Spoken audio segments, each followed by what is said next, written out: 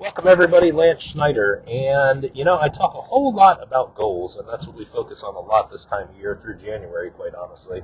But I want to take that to a next level, and I want to really start talking today about focusing on yourself and actually putting your goals into action.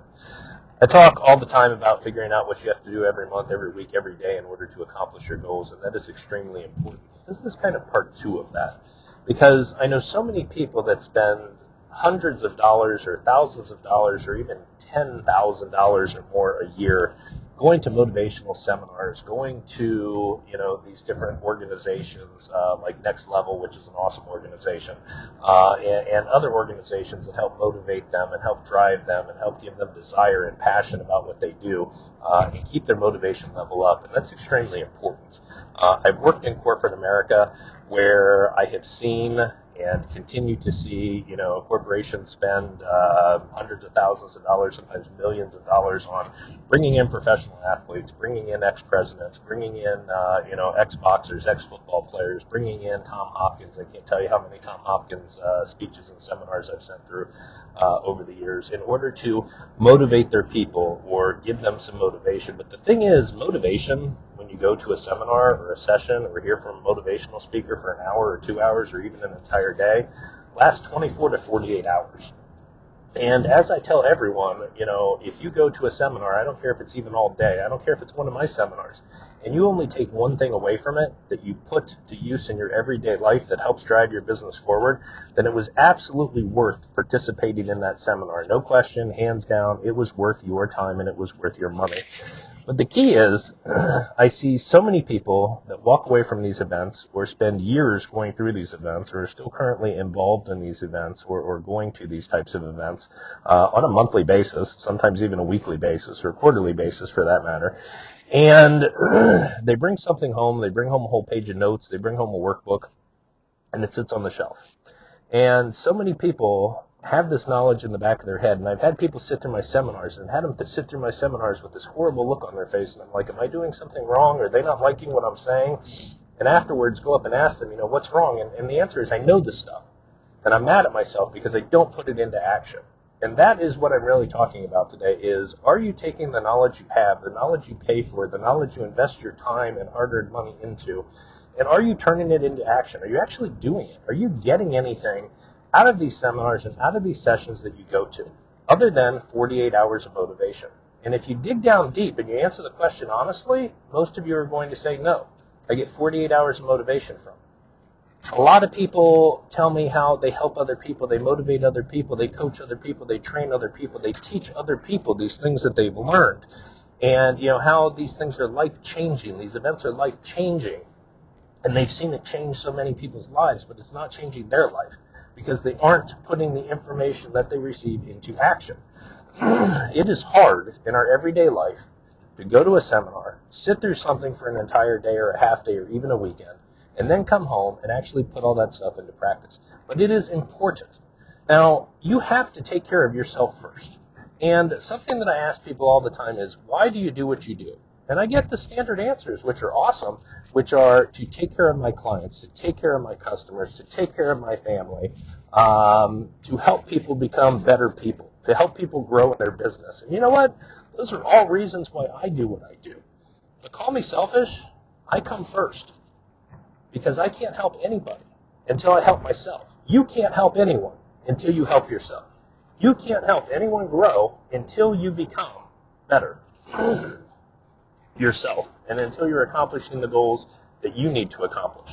Again, it may sound selfish. When you get on an airplane, and you're probably deaf to it at this point as I am, the flight attendant comes on and they give a speech. And one of the things that they say is, in the unlikely loss of cabin pressure, put your oxygen mask on first and then help others. Let me repeat that. Put your oxygen mask on first and then help others. When you get on a cruise ship, when you get on a ferry boat, when you get on any type of watercraft, what do they tell you? Put your life jacket on first in case of emergency and then help others. Put your life jacket on first and then help others. Why? Think about it. If I am on a boat with my 4 kids and my wife, and I take care of them first, and the boat's going down and I don't get my life jacket on, how am I going to help them get to shore safely? How am I going to help them survive? If my plane loses cabin pressure and I don't put my oxygen mask on first and I pass out before I'm able to help my kids get their oxygen masks on, how am I going to help them or any of the other 200 people that are on the airplane? You have to make sure you are secured first. A firefighter, make sure that they have their protective gear, their oxygen, their mask, their tank, everything on before they go into a building. They don't just rush in there in their jeans and t-shirt. Why? Because they can't help anybody if they don't protect themselves first. And it is the same thing in your life. You cannot help anyone, including your family, unless you help yourself first. That means that you need to become the person that you need to be. You need to put that motivation to work for you. You need to have your goals straight and your priorities straight so that you can take care of you and you can take care of your family. Now, a lot of people talk about their priorities are God, family, and then work. Okay? Nothing wrong with that whatsoever. But something that's missing is yourself. Where does yourself fit in there? Because yourself needs to become first. Or it needs to come after God. Okay? I'm not getting religious on you. That's not something that I do. But you need to put yourself at the top of that chain somewhere, number 1 or number 2. Because if you don't take care of yourself, you can't take care of anyone else. And that is where people fall short. Okay? They don't invest in themselves. They don't invest in their goals. They don't invest in their business ambitions. And they are so concerned about helping everyone else. You can't take care of your customers and provide great customer experience if you aren't where you need to be. You can't take care of your family if you don't have the money coming in order to take care of your family. And we all talk about how money's not important. I don't do it for the money. Let's be honest, I don't do it for the money at this point at 22 years into my career either. I started coaching and consulting after I retired from my real job, if you will, in the insurance business because I wanted to help other people. But I worked for 22 years to get to that point. But there is still a priority. I still have 2 kids in college. I still have 2 kids in high school. I still have car payments and mortgage payments and college loans and things that I need to pay for. Their priorities. And unfortunately, everything we do in life, including eating and putting a roof over our head, takes money. Okay? We cannot accomplish anything without money. You could say money's not important, but it is. You need money to live. You cannot go trade things for food. You cannot go trade things for your mortgage payments. This isn't the 1700s. Okay? You've got to make a living. And no matter how modest of a living you want to make, no matter how extreme of a living that you want to make, you have to make money in order to take care of your family, which means your business needs to be successful. So you and your business need to take priority above all else so that you can take care of your family, so that you can take care of your church or your synagogue, so that you can take care of other people that you want to help, and so that you can take care of customers. That is just a fact. That is the reality. You have got to make yourself a priority, and you've got to look in the mirror, and you've got to figure out your life, your goals, your motivation, your business, not to be repetitive, before you can go out there and help anybody else. You know, everyone has heard the old saying, which I don't really like, that is, those who can't do teach. And I found myself using it as well. What does that mean? Does it mean that if you can't do something, you become a teacher? Well, I don't believe that in the bare root sense of the term. Teachers are some of the greatest people in our society because of the fact that they have a passion to teach children and young adults, and sometimes adults like us, how to be successful, how to be doctors, how to be lawyers, how to be accountants, how to be, whatever it is that they choose to be, scientists in their field. Teachers decide to devote their life to teaching other people, and a lot of times earning a modest salary and living a modest lifestyle because their passion is about teaching. My son came to me one day and said, "Dad, I don't know if I want to be a teacher or if I want to be rich." And I said, "Son, you need to understand the definition of being rich. Being rich is being happy. And if being a teacher and helping other people is what makes you happy, then that's what being rich is. And that's what you need to do." So as a teacher, they don't choose to teach because they can't do. They choose to teach to help other people. But in life, I think a lot of people do follow the path of those who can't do teach. And it's not a matter of can't do, it's a matter of wanting to do.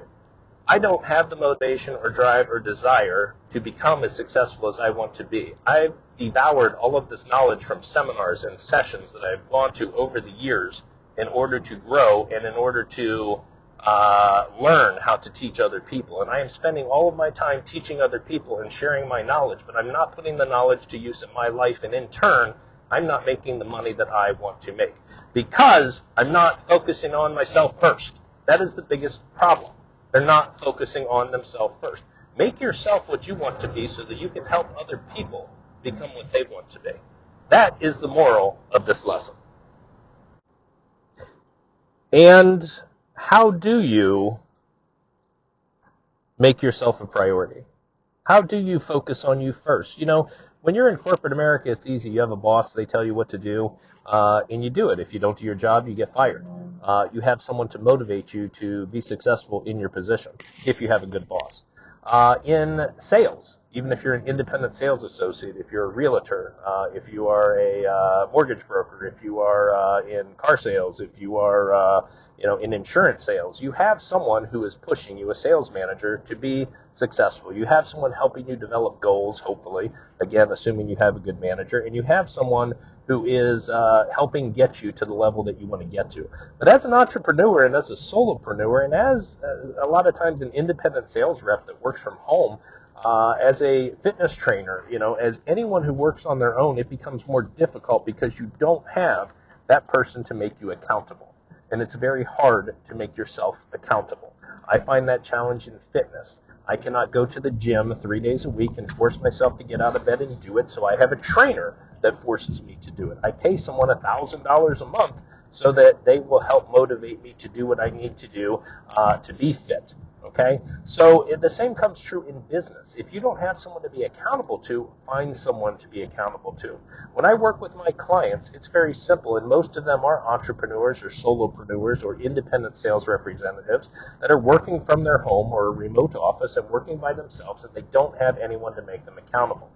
I help them sit down. I help them put together their goals. I help them put down, what they need to accomplish every month, every week, and every day in order to be successful, and I work with them on a weekly basis to make sure that they are accountable to themselves, that they are accountable to me in order to be successful. Now, I'm not telling you that you have to run out and hire me, but what I'm telling you is if you don't have someone to be accountable to, and if you're not motivated to be accountable to yourself, if you need that person to help you be accountable, then find a coach, then find someone, a consultant, that can help you become accountable on a monthly, weekly, and daily basis so that you are accomplishing your goals. You don't have to do it on your own, but you do need to know where your weaknesses are.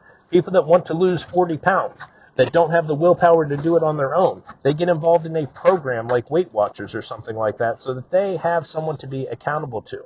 People that have addiction issues, that need help to stop drinking, to stop doing drugs. What do? They go to Alcoholics Anonymous. They get involved in a program so that they have a support system. It is no different in business.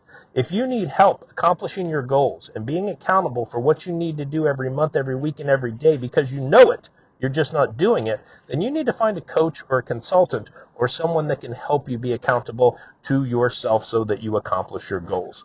There are a lot of ways to accomplish your goals, but the key is you need to take the knowledge that's inside you, you need to take the motivation and drive and desire that's inside you, and you need to find a way to make it a reality. And if you need help doing that, then that's what I'm here to help you do.